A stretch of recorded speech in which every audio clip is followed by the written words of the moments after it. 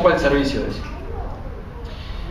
Entonces el Che es muy crítico de la Unión Soviética y de las relaciones que allí se tenían, es muy crítico de ese tipo de socialismo, y él se basa en estos textos de Marx que por esos años le estaba prestando mucha atención. Uno de ellos, el de los manuscritos del 44, que es un texto que el Che se había encontrado en su adolescencia, pero que después de leer El Capital retoma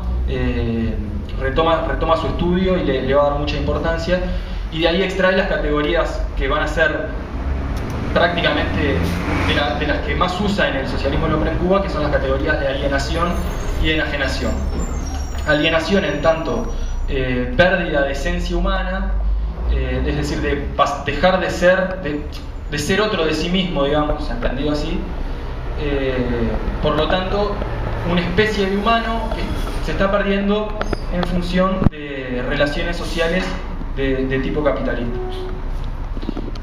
Un poco de esto hablamos la vez pasada, el viernes, entonces tampoco vamos a profundizar mucho, pero simplemente para citar algo del Che, él entendía que el ser humano enajenado en la sociedad capitalista tiene un cordón umbilical que lo une al resto de la sociedad, es decir, algo que le permite ser individuo en relación al colectivo, y ese nexo, digamos, ese cordón umbilical es la ley del valor. Y de la crítica que le hace una de las tantas que le hace a los manuales de economía soviética, en los cuales se dice: nosotros, como somos marxistas y conocemos la ley del valor, podemos manejarla. Entonces, somos conscientes de que existe una ley del valor, somos socialistas, entonces podemos manejar esa ley del valor y conducirnos en función de esa. El Che dice: no creo que sea así. En tanto exista la ley del valor, quien se subsume es el sujeto que intenta o que cree poder dirigirla. La ley del valor tiene que ir tendiendo a eliminarse. Entonces ahí creo que yo creo, por lo menos creemos que hay una gran diferencia entre dos tipos de concepción de cómo debe ser la sociedad y de cómo debe ser sobre todo el proceso de transición. Algo que parece que es muy lejano, pero que acá nomás en América Latina algunos países nos sirve por lo menos para pensar la realidad de algunos países de América Latina, como el caso venezolano, por ejemplo, sin más. Digamos que esas relaciones que se dan no solamente en una especie de estructura o superestructura, como a veces para simplificar un poco se explican las cosas, para el Che son relaciones que están en el seno de la sociedad y son relaciones entre clases, digamos, son relaciones de poder.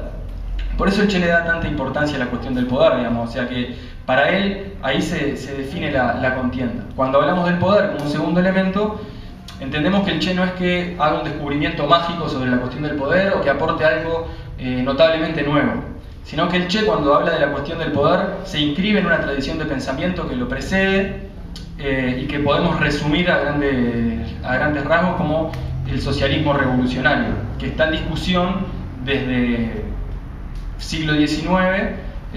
Tal vez hay quienes dicen que en plena Revolución Francesa ya había una expresión más radical, donde está presente también esta posición política, pero al menos claramente desde el siglo XIX hay una discusión y una disputa entre el socialismo revolucionario y el reformismo acerca de cómo resolver los problemas sociales. Un reformismo con el que nosotros convivimos, digamos, tiene una postura de cómo enfrentarse a los problemas de la realidad y que tiene diferentes, si podemos llamarlo de alguna forma, estrategias, o que en la historia ha tenido distintas estrategias.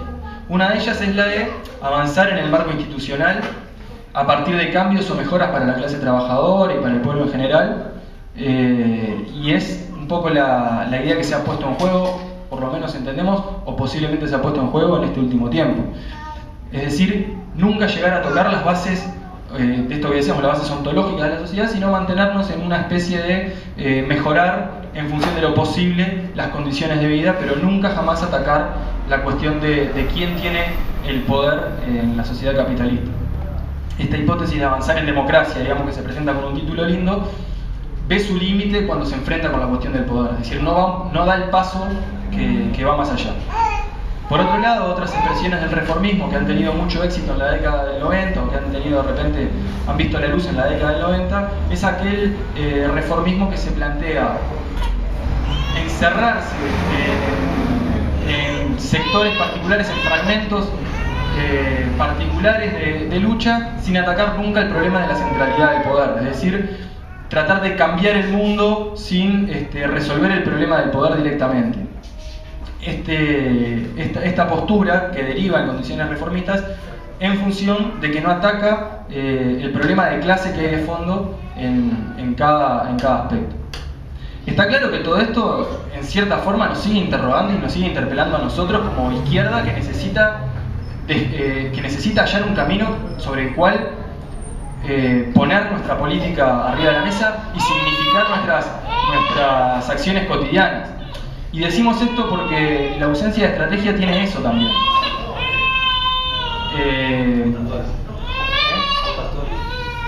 Me parece que es al revés, me está corriendo por izquierda. Decimos que la ausencia de estrategia tiene ese problema, digamos, o sea, una estrategia que nos permita anclar las acciones cotidianas que nosotros emprendemos con el objetivo a largo plazo, es decir, con el objetivo que el Che menciona en Táctica y Estrategia de la Revolución Latinoamericana, que es el sine qua non de las fuerzas revolucionarias, que es la cuestión del poder. Si estamos dispuestos a discutirlo todo, dice el Che, menos la cuestión del poder. Ese es el eje. Y una de las cosas que hay que discutir, y que el Che discutía con el reformismo, es la estrategia. ¿Cuál era la crítica o una de las críticas que el Che le hacía a la estrategia del reformismo? El Che decía que si el reformismo, es decir, que la estrategia del reformismo hacía o veía problemas tácticos, posicionamientos tácticos, como posicionamientos estratégicos. Entonces disponía de toda su fuerza en función de la resolución de un problema táctico, como puede ser una lucha salarial, como puede ser una contienda electoral, y olvidaba el camino de la estrategia. Y en ese devenir se iba perdiendo y se iba corriendo cada vez más hacia la derecha y nunca era capaz de plantear efectivamente el problema del poder. Esa era una de las críticas que le hacía. La otra crítica era la de disponer todos esos esfuerzos en lo que él llamaba colinas que estaban dominadas por el fuego enemigo. La colina Parlamento, la colina de lucha de salarios, la colina por reformas particulares e inmediatas, son colinas que, decía el Che, están dominadas por fuego enemigo. Ahí a lo sumo podremos conseguir una reivindicación concreta e inmediata que le permita a los trabajadores vivir un poquito mejor durante un tiempo. Inmediatamente después ese avance va a ser cooptado por la clase burguesa y va a ser, vamos a volver a la misma situación o peor. Y para conseguir ese avance, el reformismo gasta un montón de fuerzas, pone todas sus fuerzas para conseguir ese avance que va a ser inmediatamente después asimilado por la burguesía. Otro de los peligros del tacticismo es que cuando uno carece de una estrategia, es decir, de pasos concretos, y es consciente además de esos pasos concretos que está llevando y de consciente del objetivo al cual está arribando, es que al olvidar el objetivo último, ese tacticismo nos puede llevar a justificar las acciones inmediatas en sí mismas y no en función de un camino que le dé sentido a esa acción concreta. Entonces, desesperarnos de repente por cualquier tipo de acción inmediata que nosotros pensamos políticamente y hacemos todos los días, como puede ser hasta salir a la calle y hacer un corte con gomas, como puede ser ganar una asamblea en un sindicato, como puede ser ganar una elección, la más variada. Si nosotros esa táctica o ese paso táctico lo vemos aislado del desarrollo, entonces nosotros estamos generando una acción que el enemigo va a asimilar muy fácilmente, la va a resignificar y nos la va a devolver y se va a fortalecer el enemigo y nosotros nos vamos a quedar cada vez más debilitados. Entonces las dos desviaciones posibles, que son la tendencia hacia la derecha, digamos, o hacia el reformismo, o la tendencia hacia un maximalismo que nos haga perder la relación que hay entre la acción inmediata y el objetivo de la toma del poder, son peligros que, digamos, al momento de pensar una estrategia nosotros tenemos que contemplar. Bueno, ¿cuáles son los aportes del Che, digamos, en relación a la estrategia? El Che de la Revolución Cubana saca tres conclusiones que me parece que son importantes por lo menos presentarlas, digamos. Una es que es posible ganarle a algún ejército enemigo aún teniendo inferioridad de condiciones materiales y militares. La otra conclusión es que no hay que esperar que estén dadas todas las condiciones objetivas o materiales o subjetivas para comenzar con la acción revolucionaria. la acción revolucionaria puede ir creando las condiciones subjetivas para que se desarrolle la revolución. Y la tercera es que en América Latina el escenario principal de lucha revolucionaria será el campo. Digamos, esto no hay que tomarlo como lo dijo el Che, vamos a buscar un monte en Uruguay que nos permita, nos dejamos la barba, agarramos unas ondas, ahí lo que tengamos a mano y salimos a tirarle a las banderas, prender fuego a la bandera de Estados Unidos. Digamos, estas son conclusiones que saca el Che en la década del 60 para pensar la revolución latinoamericana. Nos tienen que servir a nosotros para interpretarlas a la luz de las condiciones de nuestra época, digamos. Y de estas conclusiones muchas veces aparte se han hecho caricaturas en función de la acción revolucionaria puede crear condiciones. Hay teóricos que han escrito sobre esto, incluso teóricos contemporáneos del Che como Regis Debray, quien escribe un texto que se ha hecho muy famoso que se llama Revolución en la Revolución, en el que ahí arriesga una especie de ensayo sobre por qué se dio la Revolución Cubana. Y dice algo así como que, bueno, la Revolución Cubana se dio, en la Revolución no había ni organización política, no había ni masa, no había ni pueblo, lo único que había era esto, un grupito de barbudos con unos fusiles, hombres aparte, ¿no? Se jugaron a tirar tiro y tomaron el poder. ¿No? A partir de la acción, las masas dijeron, estos locos tienen razón, la tienen clara, y tomaron el poder. Sobre esa caricatura se ha hecho una crítica al guevarismo en función en gran medida también de una falta de preocupación por ir a leer lo que dice el Che mismo y lo que dice Fidel y hacer una lectura propia de la Revolución Cubana. Cuando el Che habla de estrategia y habla de la lucha guerrillera, entiende que el ejército del pueblo, que el destacamento guerrillero es parte de un destacamento del pueblo, que no se puede pensar separado del pueblo. Es decir, es un destacamento de avanzada, pero que tiene su anclaje en la masa. Y el nexo entre ese destacamento guerrillero y la masa es la organización política. Sin política no hay lucha armada que triunfe por sí misma. Es imprescindible, dice el Che, la organización política para mediar entre la acción concreta de un ejército, en este caso guerrillero, y la subjetividad de las masas. Si no hay organización política, no hay revolución posible. Esa es una de las conclusiones que es posible, digamos, extraer de los textos del Che. Entonces, bueno, me parece que una invitación al debate es pensar en función de los aportes que hace el Che para ver la situación actual y ensayar posibles respuestas a cómo podemos trascender este escenario en el cual nos encontramos, en el cual padecemos. Pensar en la luz de los aportes del Che en este caso, bueno, cuáles pueden ser las premisas sobre las cuales nosotros podamos ir asentando un ensayo de estrategia o sentando las bases para que otra generación de repente elabore una estrategia más acabada, en donde se pueda poner arriba de la mesa de la política nacional la posibilidad de un futuro socialista y la posibilidad de un pueblo asumiendo las riendas de la historia de una vez por todas.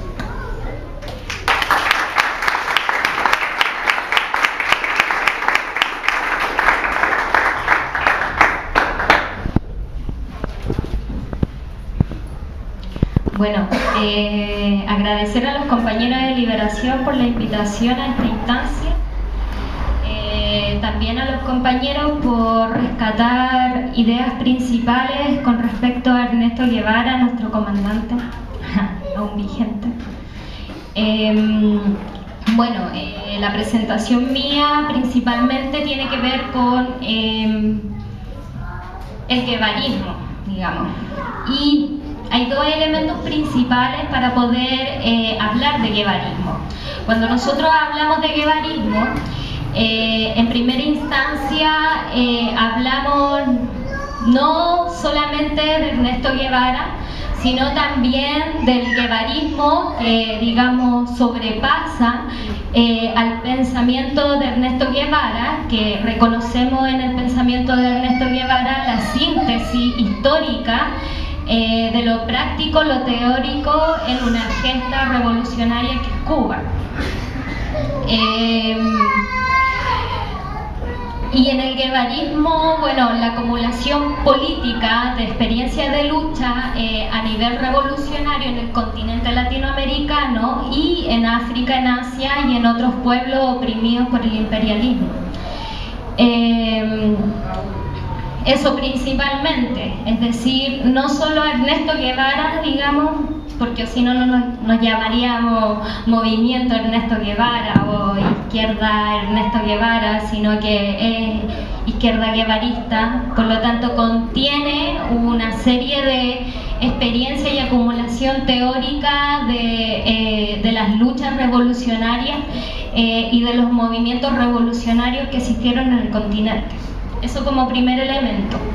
El segundo elemento, mencionar también que el pensamiento o la contribución teórica a partir de la experiencia de Ernesto Guevara irrumpe también en un momento de disputa a nivel mundial del movimiento comunista internacional y de los grandes debates respecto al socialismo.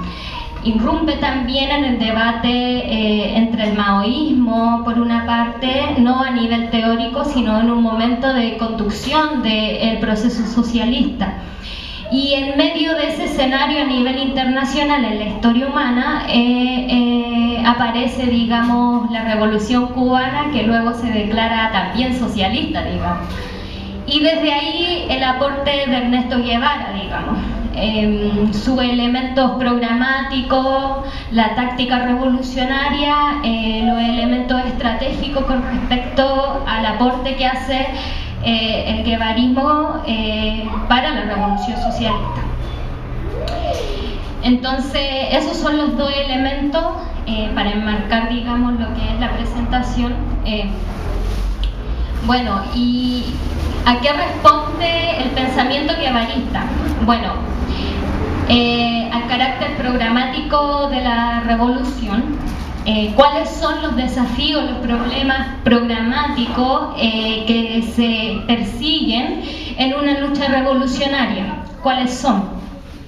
Responde también a la estrategia de poder, como mencionaban quizás los compañeros, y al carácter revolucionario de la táctica. Es decir, el conjunto de la totalidad, todos los problemas, digamos, todos los problemas de la historia, todos los problemas de la realidad, de las condiciones materiales, contenida, digamos, en una síntesis o en un proyecto. Con respecto a los problemas concretos de la clase, a la miseria, en todo su amplio sentido, al arrase, a la expropiación salvaje del imperialismo a nivel continental, al régimen de mercancía que impone el capitalismo sobre la vida humana, sobre el trabajo humano, sobre la clase proletaria, todos esos elementos contenidos, digamos, en un proyecto revolucionario. ¿Cómo combatir eso? Del guevarismo o del pensamiento de Ernesto Guevara rescatamos algunos elementos centrales y como primer elemento el internacionalismo proletario y la necesidad de la unidad revolucionaria o de los revolucionarios a nivel continental, no porque sea, digamos, románticamente lindo, sino que es justamente un instrumento necesario para la lucha antiimperialista, para la lucha anticapitalista, para la lucha contra la burguesía más rapaz. Y bueno, ahí está también la experiencia de Lolas, que digamos, hay esa experiencia, digamos, para poder conjugar en un frente o reunir o unificar en un frente no solo las fuerzas populares del pueblo, sus anhelos de liberación incluso nacional, sino que también la unidad de los revolucionarios en el continente. Y un nuevo elemento que yo me voy a detener más posterior, como también el internacionalismo proletario, la unidad de los revolucionarios, no solo combate el antiimperialismo, el capitalismo, la burguesía, sino que también el patriarcado, como una fase de avance del imperialismo. El segundo elemento que rescatamos dentro del pensamiento de Ernesto Guevara, o síntesis del guevarismo, es una frase que es conocida y es revolución socialista o caricatura de revolución. Bueno, es bonita la frase, pero contiene una profundización con respecto al carácter del socialismo y su antagonismo como proyecto social totalmente y radicalmente opuesto al proyecto capitalista o al proyecto burgués.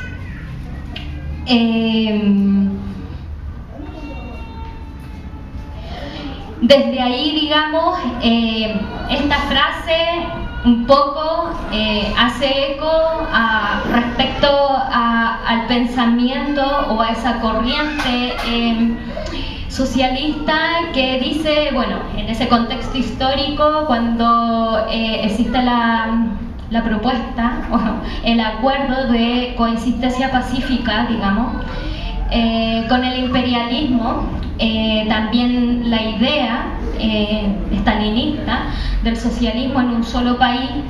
Bueno, y entonces Guevara responde a esto justamente diciendo que eso es una caricatura, digamos. Y la revolución socialista, por lo tanto, es totalmente opuesto a eso. O sea, el imperialismo se le enfrenta y se le combate, no se le concilia, no se coexiste pacíficamente. Y Cuba, como un ejemplo, como una vanguardia en la solidaridad tricontinental con todos los pueblos oprimidos, en su ansia, digamos, de liberación para poder avanzar en contra del imperialismo también. De ahí los elementos estratégicos del guevarismo.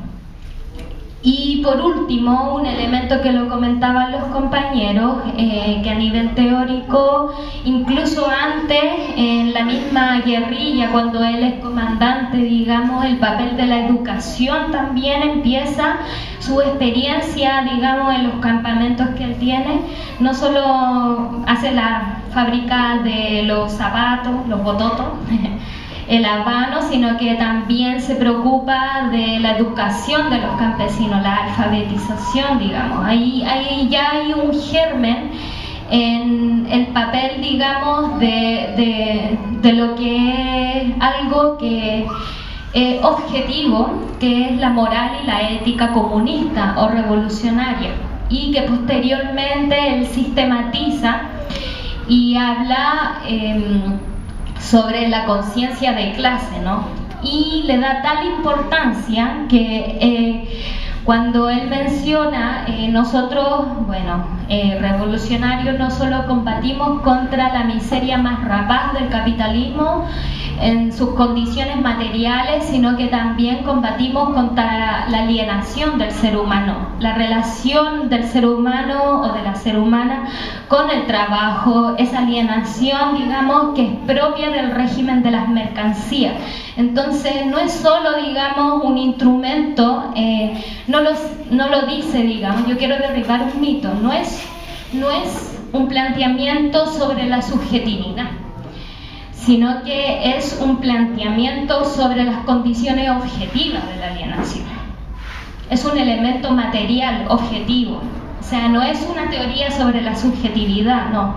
Es un elemento que agrega más para el análisis material de las condiciones materiales. La alienación como una condición material de la conciencia. ¿Cómo se manifiesta? A través de la complejidad de la organización de la clase, más o menos complejo. Bueno, eso nos da luz de más o menos cuál es la conciencia que hoy día tiene la clase, a través de sus instrumentos de poder, digamos. Y me voy a detener en este último elemento que a mí me importa porque le da centralidad el guevarismo, igual los compañeros ahí lo saben. De desplazar un poco el papel que había tenido las condiciones Bueno, yo creo que ese es el arma más fuerte en contra del reformismo, que tiene una lectura economicista de las condiciones y de las posibilidades también de la revolución, muy economicista, de hecho solo economicista, y ahí, bueno, la centralidad que pone Ernesto Guevara sobre la conciencia de clase como motor de la historia. Y entonces eso explica también por qué en los países subdesarrollados, en los países dependientes como Cuba, que no existían condiciones materiales para poder desarrollar, digamos, o materiales no, sino económicas para poder gestarse una revolución, sí ocurre una revolución. Y justamente lo que se centra y lo que teoriza es la conciencia del proletariado, el papel de la conciencia en los procesos de liberación. Y ahí hay algunos elementos que él teoriza, sistematiza en este documento, que es el hombre, el socialismo y el hombre en Cuba. Siempre se me olvida. Y habla de esto que es el hombre nuevo. Bueno, ¿cuál es la reactualización desde el pensamiento o el aporte que desde el guevarismo humildemente como organización hacemos? Es que también hay que hablar de la mujer nueva. En Ernesto Guevara hay una contradicción. Él escribe en Guerra de Guerrilla el papel de la mujer, digamos, en la revolución, y la llama la cocinera. En algunos momentos tiene que cumplir papeles de bien social, digamos, de contención social, y ser una especie de, digamos, contención del guerrillero en el que se enfrenta al imperialismo, y la mujer está como detrás, digamos, conteniendo al hombre. Y sin embargo, por otra parte, menciona también el papel de la ética y la moral revolucionaria y esta concepción del hombre nuevo. Y entonces, en esa tesis, nosotros encontramos también algunas luces con respecto al arma que hoy día nos sirve para combatir la alienación humana. Ustedes saben que la cosificación de las relaciones humanas es propia del régimen de mercancía, y un poco está atado a eso las condiciones de alienación.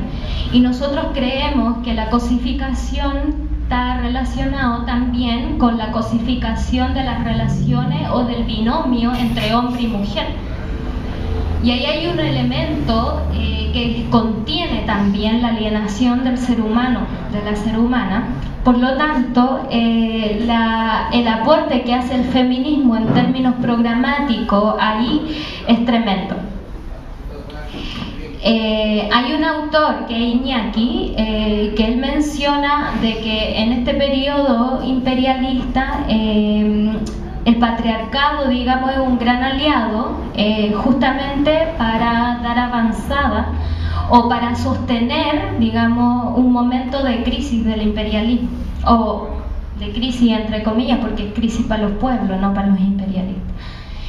Y bueno, en la medida de que el imperialismo avanza en la fuerza militar y en el salvajismo de la expropiación a los pueblos dependientes, también avanza en esa ideología media democrática de la democracia. Estamos en paz, aquí no pasa nada, y entonces el imperialismo también es dialéctico, también es, digamos, dialéctico en eso.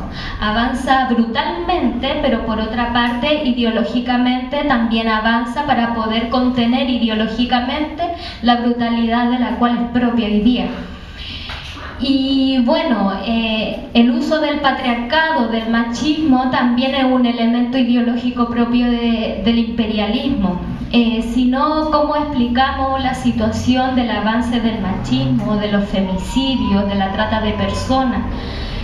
Estábamos conversando hace un tiempo con unas compañeras que la trata de personas es uno de los, digamos, mercados más grandes a nivel mundial, digamos. Es lo que, de donde se, quizá después de lo militar, la trata de personas es un negocio gigante. así uno de los 5, me parece, que proporciona más, digamos, succión desde los grandes monopolios. Y por otra parte, reconocer también que dentro de la clase proletaria la mujer ocupa un papel mucho más oprimido, es mucho más oprimido, o sea, si eres explotada, o sea, eres mujer, eres de la clase proletaria, eres negra, o eres indígena, o eres discapacitada, sufres el triple, el doble, el quintuple de explotación que un hombre. Y, bueno, Marx ya lo mencionaba en algún momento, que para poder reducir los salarios, el papel de la mujer ocupaba un lugar principal, digamos, la mujer proletaria, para poder también bajar el costo de la mano de obra de la totalidad del proletariado. Y se ocupaba la mujer como instrumento para eso. En la plusvalía absoluta, Marx menciona eso. Y bueno, eso. Yo quisiera plantear 2 preguntas abiertas. Bueno, ¿de qué manera la lucha antipatriarcal, la lucha antiimperialista y el socialismo hoy día cobra vigencia para el guevarismo y para la revolución? Y por otra parte, ¿qué papel cumplen hoy día los anhelos de liberación o la autodeterminación de los pueblos nacional en Latinoamérica? ¿Cómo las organizaciones revolucionarias enfrentamos ese escenario vigente hoy?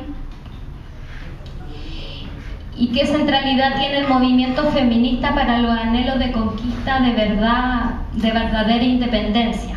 Es decir, ¿qué papel cumple hoy día el movimiento feminista, digamos, para las organizaciones revolucionarias y para los anhelos de socialismo?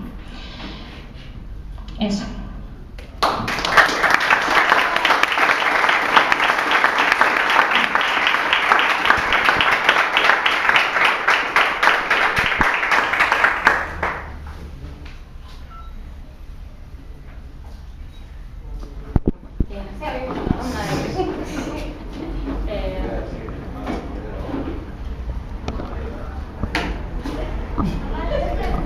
¿Qué pasa?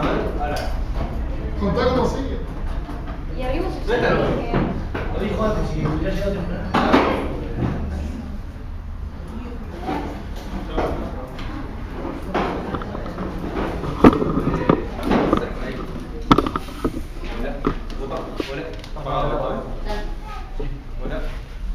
Ahora sí, ahora sí. Hola.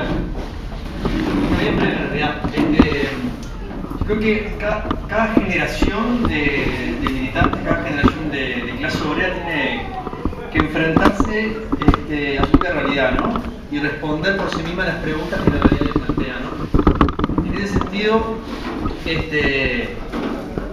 no podemos pretender que el Che le responda a nuestras preguntas de hoy, ¿no? El Che no vio el capitalismo contemporáneo, no sabe, está muerto el Che, es una obviedad eso.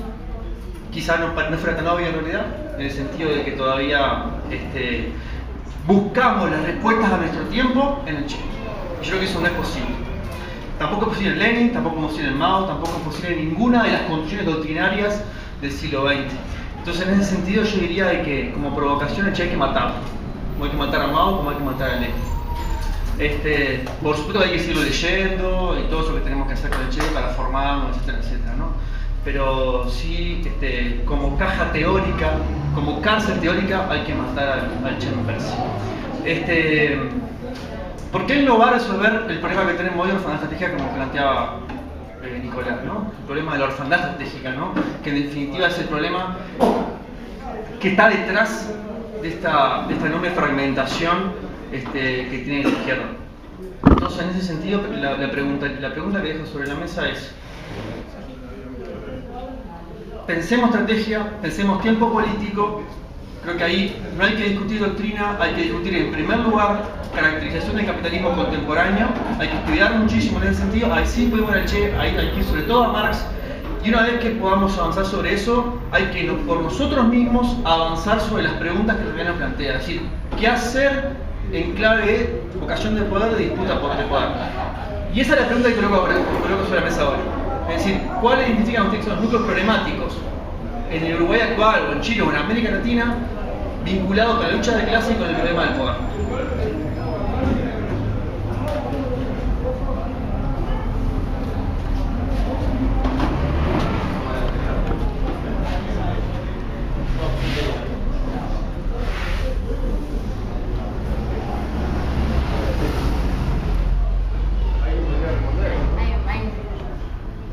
Ahí está sin micrófono, pregunta.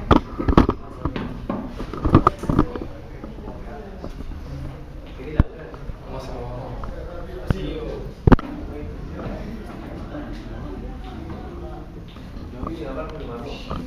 Bueno, no, yo creo que con lo que dice Rodrigo hay una gran parte de verdad, y es que nosotros no podemos ir a buscar respuestas que no están escritas en textos que no vieron la coyuntura que estamos viviendo.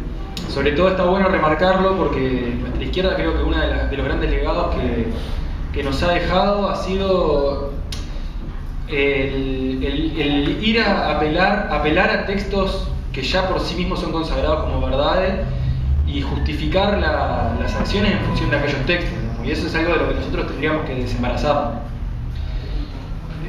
Una especie de pensamiento medieval del marxismo ha pasado, algo así. Eso por un lado me parece que es importante romper con eso. Por otro lado, también tiene que haber un pensamiento de temporalidad que trascienda lo meramente generacional, en tanto hay condiciones que permanecen y para las cuales siguen teniendo vigencia algunos elementos. Vigencia no porque sean verdad, sino vigencias porque sí hablaron de eso. Cuando nosotros hablamos de la ley del valor, por ejemplo, en el Che, hay una línea, digamos, de conexión, hay un hilo que digamos, hay algo que está presente aún de eso, sino más que algo que está presente es prácticamente la esencia de la sociedad sigue siendo la misma. Entonces, en ese sentido, capaz que matar al Che es medio radical. Yo creo que sí, hay que tomar de todos los compañeros que han aportado para darnos luz a la realidad capitalista, y creo que tal vez eso, en un momento en donde no está tan claro en términos de masa que las condiciones de posibilidad de una acción revolucionaria están asentadas sobre los márgenes que te plantea el capitalismo en toda época, yo creo que no está tan claro. No sé si en otra época estuvo claro, hoy por lo menos no está claro. Por lo tanto, una de las características que yo creo que tiene que tener la cuestión del poder actualmente es empoderarse de todo aquello que ha sido escrito para comprender la situación, no de una coyuntura, sino de la sociedad capitalista como tal. Es decir, por ejemplo, leer a los clásicos no como algo que tiene una validez para una coyuntura, sino leerlos para entender la sociedad actual, la información en ese sentido. Y yo sé que cuando los compañeros hacen grupos de estudio del capital, invitan al pensamiento y a discutir sobre temas generales, lo hacen también en ese sentido. Lo hacen en el sentido de decir, bueno, a ver, ¿cómo podemos entender el capital? Entonces, para mí una de las cosas importantes es en ese sentido el rescatar todo aquello que, digamos, no matar a Che ni matar a los clásicos. Y por otro lado, la formación de compañeros y compañeras que puedan, sí, articular todo aquello que tiene de general con las particularidades de nuestra época. En nuestra época, un poco nosotros al principio mencionábamos que hay por lo menos tres características en las que podemos coincidir, que es una avanzada del capitalismo y del gran capital sobre la clase trabajadora, en términos de poder, en términos económicos, en términos de condiciones de vida. El fracaso de determinadas estrategias que se planteaban como viables. Hoy por hoy, compañeros que para nosotros han sido durante alguna época de nuestra militancia referentes, están volcándose hacia una estrategia que nosotros entendimos siempre que no era posible o que no era viable, como el electoralismo. Entonces eso a nosotros, para mí, que nos presenta más preguntas que respuesta. Y si la pregunta es, bueno, ¿cuáles son los ejes para pensar para que tenemos que actuar el programa del poder hoy? Yo creo que la formación es un eje ineludible. Otros también, pero la formación de cuadros es un elemento que tiene que ser central.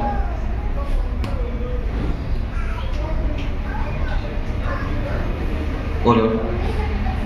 No sé, a mí la pregunta me pasó, digamos. Yo soy economista y en general estoy acostumbrado a que me pregunten cuánto va a estar el dólar al fin de año, no la estrategia revolucionaria.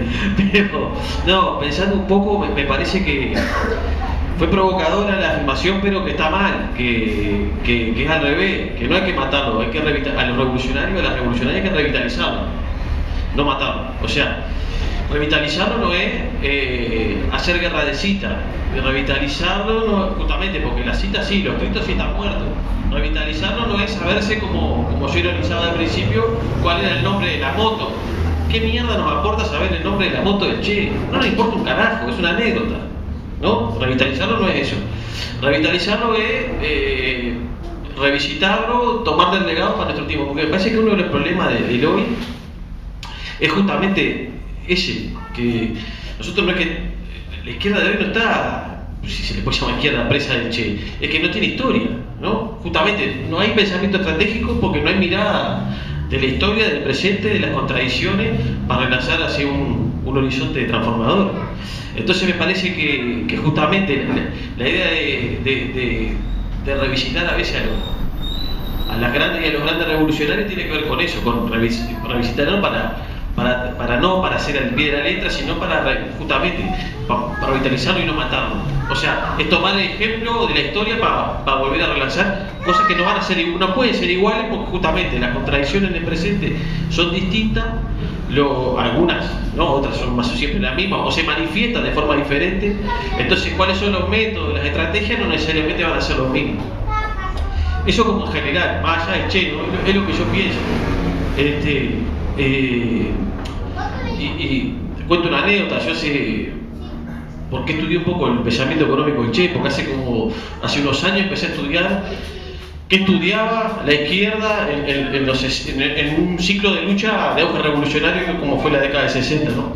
Y empecé a estudiar lo que estudiaban los presos y las presas políticas en la cárcel, ¿no? Que se mataban que hay una cultura militante que era muy distinta a la actual, ¿no? Se mataban por poder tener un libro, ¿no? Me llamó mucho la atención.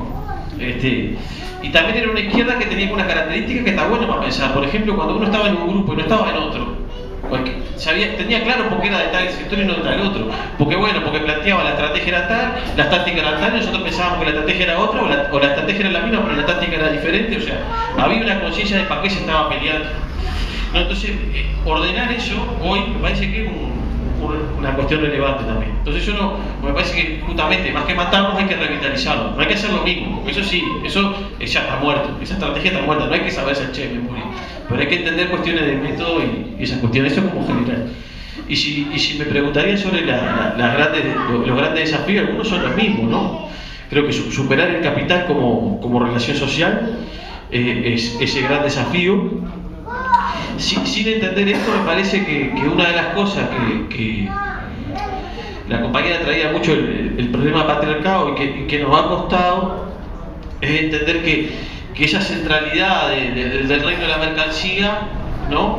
Para entender cómo funciona buena parte de la sociedad, no inhibe la importancia, porque ni desde el punto de vista político ni ético, de otras contradicciones que existen en la sociedad en la que vivimos. Y eso es otro de los desafíos que me parece que está. Hoy algunas luchas están como en un ciclo del alza, como puede ser la lucha feminista. Si uno va a las movilizaciones, es donde veo más consigna anticapitalista ahí que en una movilización convocada por el PCNT o lo que fuere. Eso es una cosa, es un dato a analizar al menos. Pero más allá de eso, me parece que uno de los desafíos, teniendo el horizonte estratégico de superar las contradicciones sistémicas, creo que uno de los grandes desafíos de hoy es la fragmentación, ¿no? Y el Che era hablaba que reivindicaba la unidad del revolucionario, pero aparte era un pensador de la totalidad, ¿no? Entonces me parece que uno de los grandes desafíos que tenemos hoy es la fragmentación. La fragmentación que existe porque porque la producción, las relaciones sociales ¿no? generan fragmentación, pero que nosotros como izquierda reproducimos, ¿no? Entonces me parece que uno de los grandes desafíos justamente es cómo articular esas luchas en un envase más unitario y revolucionario. Me parece que eso no es matar al Che, simplemente es revitalizarlo, ¿no? Hace poco, con esto cierro, leí un artículo de un intelectual argentino, ¿no? Maceo, que pintaba un Che que no tenía nada que ver, ¿no? Una de las cosas que decía del Che antipatriarcal. Yo decía, yo lo quiero mucho al Che, pero era más homófobo que su tiempo y tan machista o más que su tiempo. O sea, hay que, ¿no? Justamente revitalizarlo implica asumir también sus contradicciones, sus problemas que se los tenían, pues si no parece que eran seres impolutos, ángeles caídos, no. Y me enojó, porque dije, no hay necesidad, se puede defender al Che por un montón de cosas a pesar de que era una persona como cualquiera de nosotros y que tenía sus contradicciones, sus problemas. Pero me parece que hay múltiples desafíos, pero caracterizar bien la etapa es uno, y me parece que dentro de esa caracterización entender que uno de los desafíos que tenemos una izquierda de intención revolucionaria que es chica, es verdad, un poco lo decía Nicolás, pero aparte está muy fragmentada. Entonces me parece que empezar a surgir es uno de los, si yo le digo algo en la etapa, empezar a surgir es uno de los desafíos de la etapa. Y la formación puede ser una herramienta, pero no, que es muy importante, pero claramente no es la única, ¿no? Leyendo no vamos a mover un milímetro, sí vamos a tener mejor, podemos repensar mejor cómo vamos a leer la realidad, pero digo, tenemos que, justamente me parece que el oficio del surcidor, dijera, ahora paga más que antes, porque realmente necesitamos mucho de eso.